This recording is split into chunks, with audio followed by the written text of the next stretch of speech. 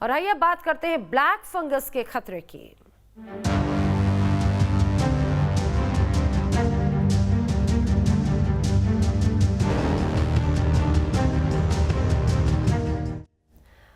मुन्ना को black fungus से कैसे बचाएं, क्योंकि हर तरफ लोग चिंतित इसी बात को लेकर हैं क्योंकि देश में ब्लैक फंगस का खतरा बढ़ रहा है।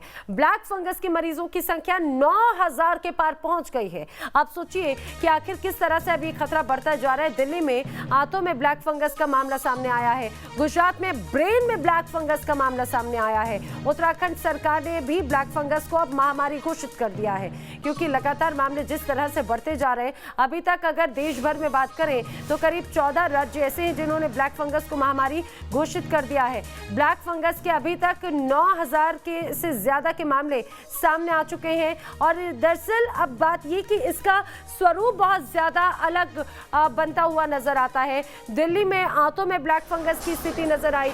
अगर बात की जाए गुजरात की तो यहाँ पर ब्रेन में ब्लैक फंगस का मामला मिला है। गुजरात में तो बच्चे भी अब ब्लैक फंगस की चपेट में आ रखे हैं। दिल्ली, जयपुर, गुजरात, हरियाणा, हर तरफ ऐसी स्थिति नजर आती है। और ऐसी बिगड़ती स्थिति को देखते हुए अब इस ब्लैक फंगस को 14 राज्यों ने महामारी घोषित किया है। तमिलनाडु में 9 लोगों में ब्लैक फंगस के संक्रमण पाए गए हैं। वहीं इसी तरह से हरियाणा में बात की जाए तो 226 मामले ब्लैक फंगस के अभी तक सामने आ चुके हैं। हरियाणा के रोहतक के एक अस्पताल में ब्लैक फंगस के 41 मरीज बरामद हुए।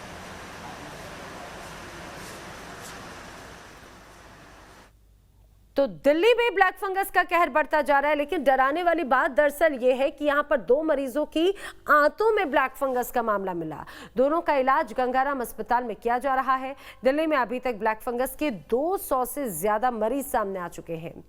न्यूज नेशन संवाददाता राहुल डबास की रिपोर्ट देखिए।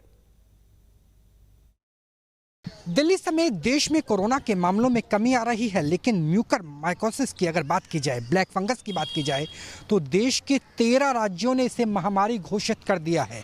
दिल्ली ने भले ही महामारी घोषित ना किया हो, लेकिन सरकारी आंकड़े 197 के हैं, जबकि वैसे जो हमारे पास सूत्र हैं वो बता रहे हैं कि दिल्ली में 500 से ज़्यादा मामले हैं। अगर अस्पतालों की बात करें तो अस्पतालों में बड़ी समस्या है एम्फोटेरेसिन बी इंजेक्शन की, क्योंकि एक मरीज़ पर 100 से ज़्यादा इंजेक्शन का इस्तेमाल होता है। डॉक्टरों की माने तो तकरीबन 25 दिन तक दिन में 5 से 8 इंजेक्शन दिए जाते हैं, यानी 100 से 200 इंजेक्शन सिर्फ एक व्यक्ति के इलाज में इस्तेमाल होते हैं। दिल्ली सरकार का दावा है, जो स्वास्थ्य मंत्री सत्येंद्र जैन, उनका कहना है कि दिल्ली में इंजेक्शन की कमी थी।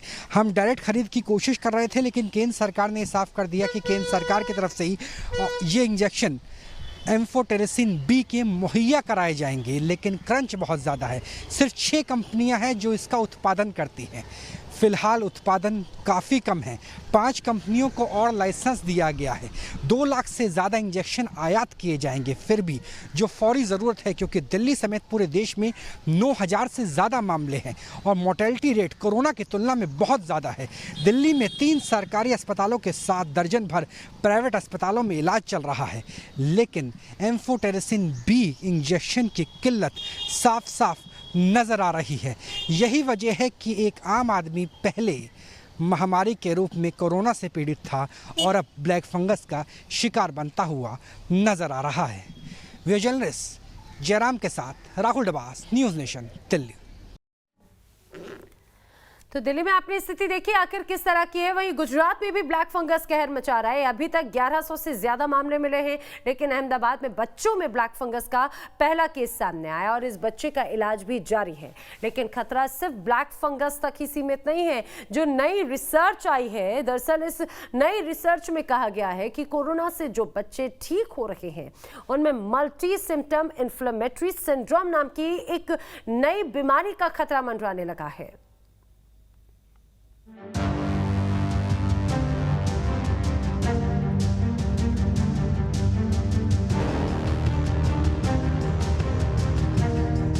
दुनिया भर के एक्सपर्ट अब तक कोरोना की तीसरी लहर को लेकर अलर्ट कर रहे थे।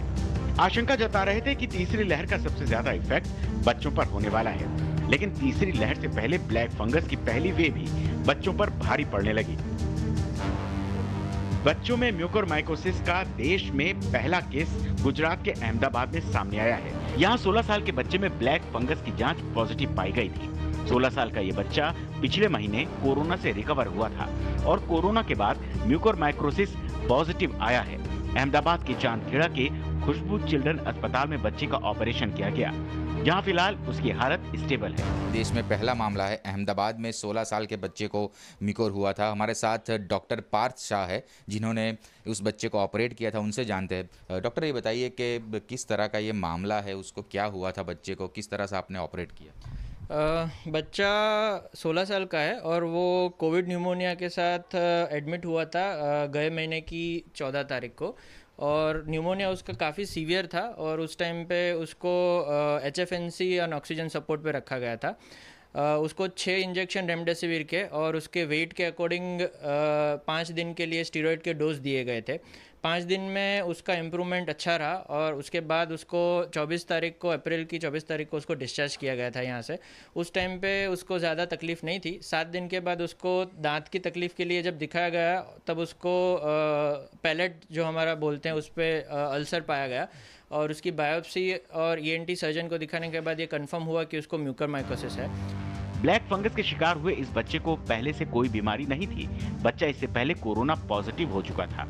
बच्चे की मां भी कोरोना पॉजिटिव रही, जिसके चलते उनकी कोरोना से मौत हो गई।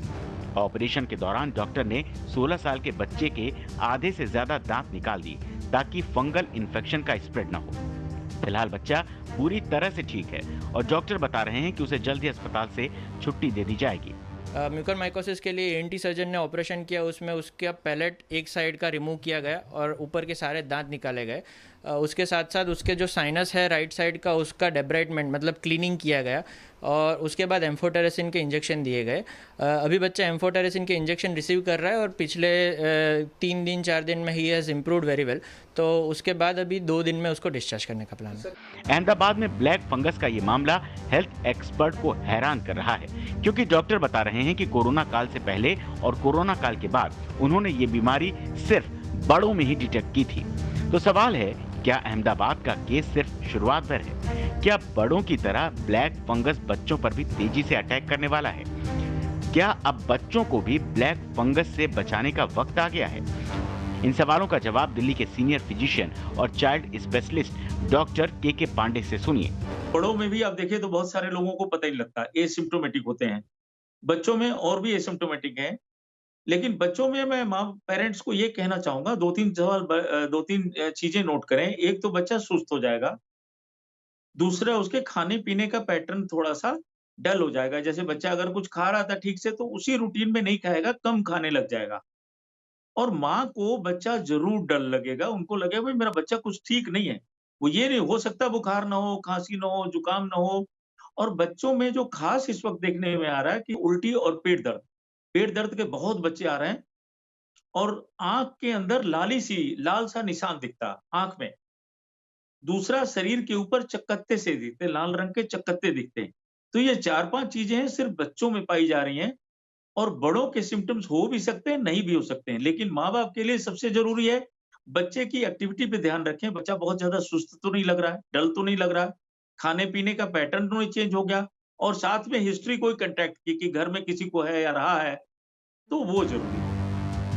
कोरोना की जिस तीसरी लहर में बच्चों पर सबसे ज्यादा खतरे की बात कही जा रही है, उस तीसरी लहर से पहले बच्चों पर अकेले ब्लैक फंगस का ही खतरा नहीं है।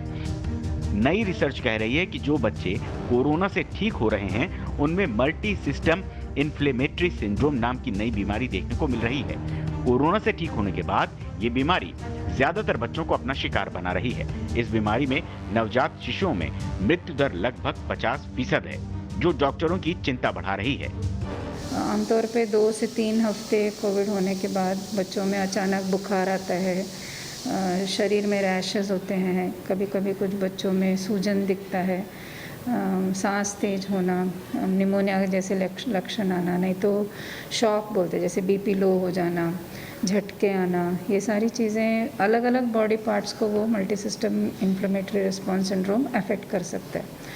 तो जब कोविड होने के बाद ऐसे कुछ बच्चे में लक्षण दिखे तो तुरंत डॉक्टर के पास जाके उसका चेकअप कराना चाहिए। जितने छोटे बच्चे होते हैं उतना उनमें रिस्क ऑफ मोर्टेलिटी हाई रहता है। जैसे न्यूबॉर्न बेबीज़ में, नवजात शिशु में यदि ये हो तो 50% मोर्टेलिटी रेट होता है।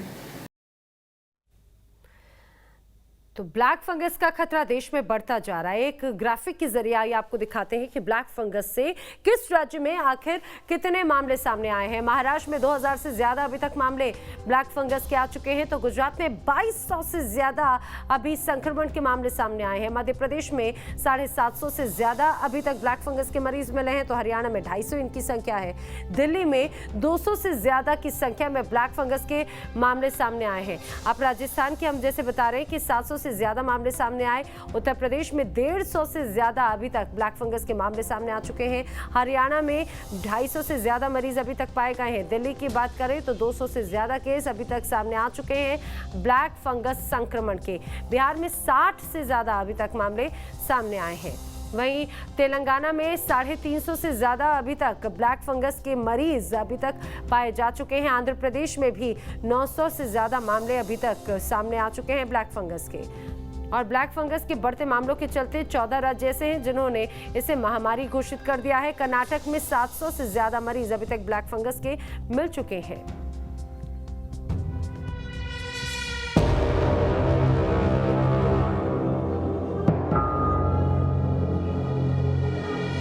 अब सवाल है कि जिन बच्चों को कोरोना हुआ उन्हें मल्टी सिस्टम इन्फ्लेमेटरी सिंड्रोम है या नहीं, इसकी पहचान कैसे होगी।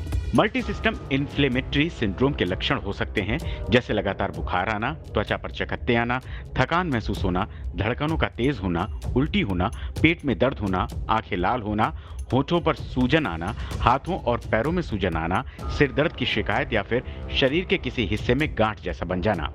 कोरोना से रिकवर होने के बाद अगर बच्चों में ऐसे कोई लक्षण नजर आए तो उसे नजरअंदाज करने की गलती आप बिल्कुल मत कीजिए, क्योंकि ये बेहद घातक साबित हो सकता है। कोरोना से ठीक हुए बच्चों में एक अनोखी बीमारी देखने को मिल रही है जिसका नाम डॉक्टर ने दिया है multi system inflammatory syndrome. Corona से जो बच्चे ठीक हुए हैं उनमें ये बीमारी के लक्षण 2 से 6 हफ्तों बाद देखने को मिल रहे हैं, जिसमें उनके आंखों में सूजन आती है। बच्चों के शरीरों में कोरोना की एंटीबॉडीज़ अचानक सी बढ़ जाती है और उसका असर उनके फेफड़े, गुर्दे और लीवर पर हो रहा है। अगर वक्त पर इलाज नहीं होता तो ये बीमारी जानलेवा साबित हो रही है और नवजात शिशुओं में इसका मृत्यु दर तकरीबन 50% से ज़्यादा है। फिलहाल नागपुर में ऐसे 80 से ज़्यादा केसेस देखने को मिल रहे हैं। कुछ केसेस 60 से ज़्यादा राजस्थान में भी देखने को मिल रहा है।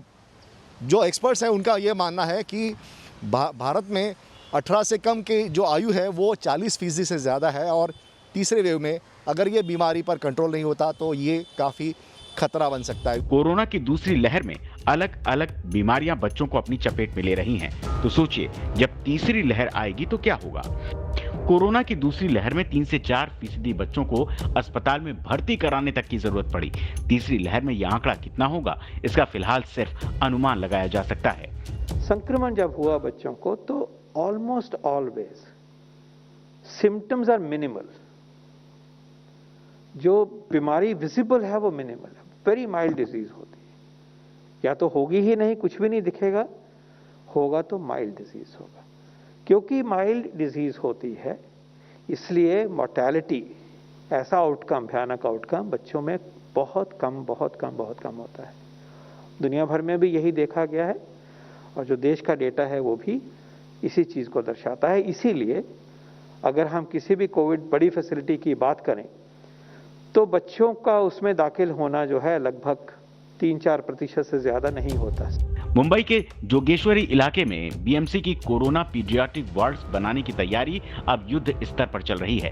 पिछले एक हफ्ते से महाराष्ट्र में कोरोना मरीजों के आंकड़ों में भले ही कमी आई हो, लेकिन महाराष्ट्र सरकार की तरफ से पूरे महाराष्ट्र में अब कोरोना की तीसरी लहर को लेकर खासा तैयारी शुरू कर दी है, क्योंकि विशेषज्ञों का कहना है कि कोरोना की तीसरी लहर में बच्चे ज़्यादा संक्रमित हो सकते हैं। क्या तैयारियां हैं महाराष्ट्र सरकार की, ये जानने के लिए हम आए हैं मुंबई के जोगेश्वरी स्थित कोविड एक सेंटर में, जहां आप देख सकते हैं कि तीसरी लहर के लिए जो तैयारियां की है उसमें खास तौर पर जहां बताया गया है कि बच्चे बाधित हो सकते हैं तो बच्चों के लिए एक अलग से वार्ड बनाए जा रहे हैं। और ये हम खड़े हैं जोगेश्वरी के SRA इमारत में, जहां आप देख सकते हैं कि बच्चों के लिए किस तरह से ये वार्ड रहेगा, क्योंकि अडल्ट जो लोग होते हैं उनके लिए वार्ड अलग तरीके से बनाए जाते हैं, लेकिन जब बच्चे अस्पताल में अगर एडमिट होंगे, अगर संक्रमित होते हैं तो उनके लिए, क्योंकि उनकी मानसिक अवस्था जो है उसमें कोई बाधा ना पहुँचे, वो डरे ना, इसीलिए खास तौर पर बच्चों के लिए इस तरह के वार्ड बनाए गए हैं।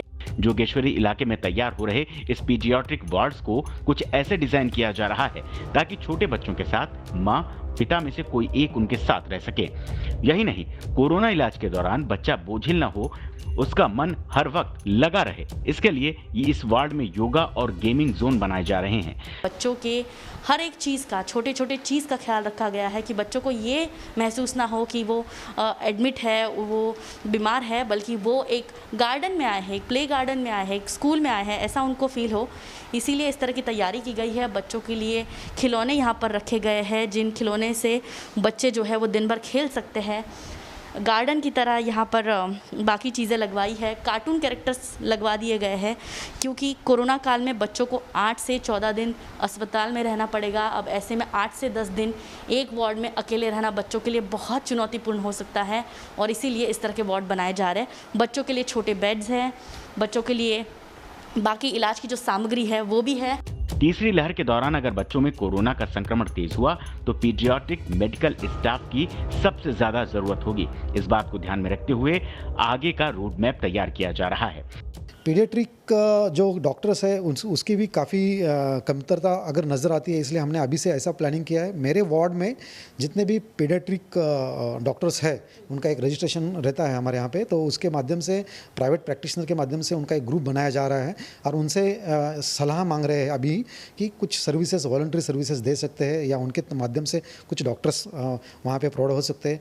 इसके साथ साथ हमने IMA, इंडियन मेडिकल एसोसिएशन, उनके साथ भी हमने बातचीत शुरू कर दी है कि वहाँ से भी, ताकि रिसोर्सेस मोबिलाइज करना, एक क्राइसिस जब होता है तो उस टाइम में बहुत ही पैनिक सिचुएशन होती है, तो उसमें इसलिए हम एडवांस में थोड़ा प्लानिंग कर रहे हैं ताकि प्रॉपर सर्विस वहाँ पे बच्चों के लिए दे सके। कोरोना की तीसरी लहर जब आएगी तब आएगी। फिलहाल हर मम्मी पापा के मन में ये सवाल उठ रहा है कि वायरस की दूसरी वेव में कोरोना में जो बच्चे संक्रमित हो गए, अगर वो ब्लैक फंगस की चपेट में आने लगेंगे तो क्या होगा, क्योंकि बच्चों में ब्लैक फंगस की शुरुआत अहमदाबाद में हो चुकी है। सवाल है कि बच्चों को ब्लैक फंगस से कैसे बचाएंगे। जहाँ तक बच्चों में लक्षणों की बात है, ये मुख्यतः शरीर के 2 हिस्सों को अफेक्ट करते हैं, एक तो स्किन को और एक लंग्स को, जहाँ से हर जगह फैल जाते हैं। अगर लंग्स इन्वॉल्वमेंट है तो बुखार आएगा, बहुत खांसी होगी, बच्चों को सांस लेने में तकलीफ होगी, सांस फूलेगी। और स्किन इन्वॉल्वमेंट होता है तो स्किन में कालापन पड़ जाता है, कुछ ब्लिस्टर्स से बन जाते हैं, वहाँ पे कुछ अल्सरेशन, पेन, ये सब चीज़ें हो सकती है जो कि साफ नजर आ जाती है। अर्ली स्टेज में डॉक्टर संपर्क करें तो कहीं ना कहीं इसका इलाज हो सकता है। कोशिश करें कि बहुत आगे फैले ना। अगर सफाई से रखा हुआ खाने को तो ऐसा कोई खतरा नहीं है।